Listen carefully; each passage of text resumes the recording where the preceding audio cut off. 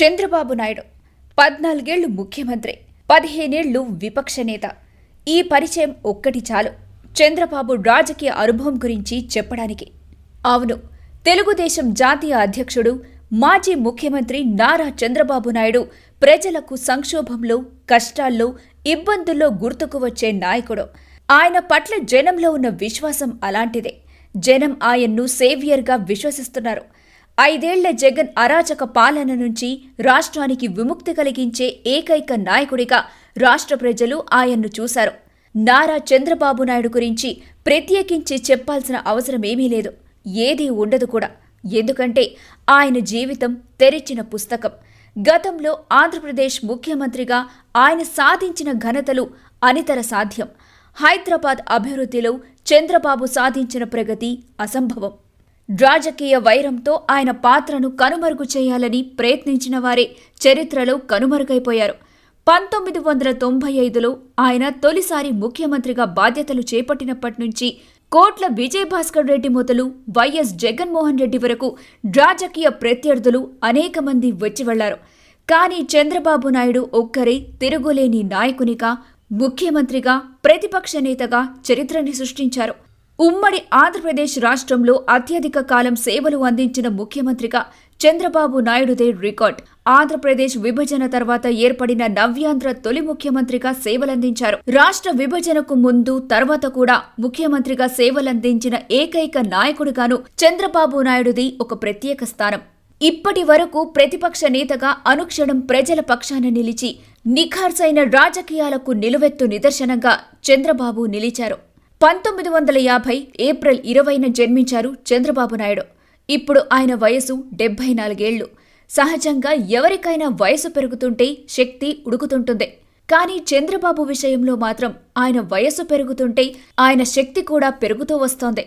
చంద్రబాబు నాయుడు నడకల్లో, నడతలో, ఆలోచనల్లో ఎక్కడా అలసట కనిపించడం లేదు.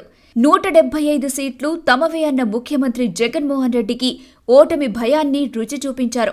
అంతేకాకుండా కుప్పమంటూ విర్రవేగిన జగన్ కి వాట్ అబౌట్ పులివెందుల అని బెంగటిల్లేలా చేశారు. నిజానికి చంద్రబాబు రాజకీయ అరంగేట్రం మొదలు ఆయన రాజకీయ ప్రస్థానంలోని ప్రతి మలుపు ఒక సంచలనంగా చరిత్ర పుటల్లో నిలిచిపోతుంది. కాలేజీలో చదివే రోజుల్లోనే రాజకీయ చైతన్యం ఆయనలో తొణికిసలాడింది. విద్యార్థి నాయకుడిగా తిరుపతిలోని వెంకటేశ్వర ఆర్ట్స్ కళాశాలలో ఎకనామిక్స్, పొలిటికల్ సైన్స్, హిస్టరీలో కాలేజీ విద్యను ముగించారు. వెంకటేశ్వర విశ్వవిద్యాలయంలో ఆర్థిక శాస్త్రం ఎంఏ, మాస్టర్ ఆఫ్ ఆర్ట్స్ పట్టా పొందారు. 1977లో దివిసీమ ఉప్పెన సందర్భంగా చంద్రబాబు నాయకత్వంలో చేపట్టిన సహాయక చర్యలు ఆయనలోని సామాజిక సేవాభిలాషకు, మానవత్వానికి, నాయకత్వ పటిమకు అద్దం పట్టాయి. చంద్రబాబు నాయకత్వ ప్రతిభను గమనించిన అగ్రనాయకులు 1978లో చంద్రగిరి నియోజకవర్గానికి అభ్యర్థిగా అవకాశమిచ్చారు. ఆ అవకాశాన్ని 2 చేతులా అందిపుచ్చుకున్న చంద్రబాబు విజయం సాధించి 28 ఏళ్ల వయసులోనే మంత్రిగా బాధ్యతలు చేపట్టారు. ఆ తరువాత మారిన రాజకీయ పరిస్థితుల్లో కాంగ్రెస్ని వీడి తెలుగుదేశం పార్టీలో చేరారు. 1984లో ఎన్టీ రామారావు ప్రభుత్వాన్ని చేజార్చుతున్నప్పుడు చంద్రబాబు నాయుడు సారథ్యంలో జాతీయ స్థాయిలో ప్రజాస్వామ్య పరిరక్షణ ఉద్యమం చేపట్టడం చారిత్రాత్మకం.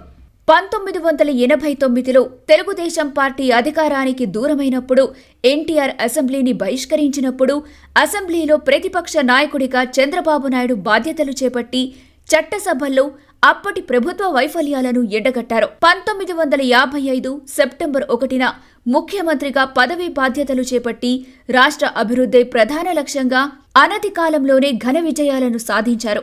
ఒక ముఖ్యమంత్రి జిల్లా కేంద్రాలకు వెళ్లడమే గగనమనుకునే రోజుల్లో ఆయన గ్రామానికి చొరవగా వెళ్లారు.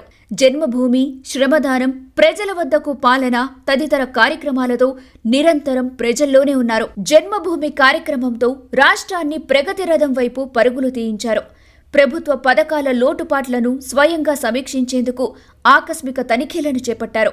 పరిశ్రమలను ప్రోత్సహించేందుకు పారిశ్రామిక బోర్డును ఏర్పాటు చేశారు.